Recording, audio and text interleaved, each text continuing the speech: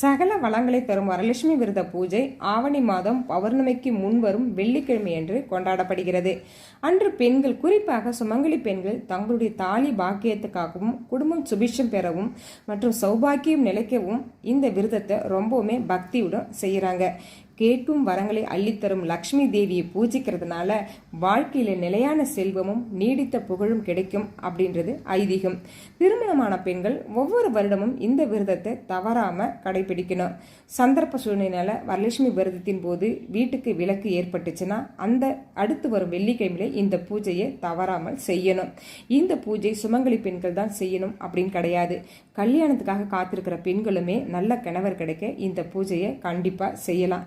இந்த பூஜை செய்யறதுனால நம்மளுடைய வீட்டில் செல்வ செழிப்பும் நிலையான செல்வமும் ஏற்படும் அப்படின்றது ஐதீகம். தூய அன்போடு எந்த பூஜை செய்தாலும் மகாலட்சுமி தாயாருடைய அனுகிரகம் நமக்கு பரிபூரணமாக கிடைக்கும்.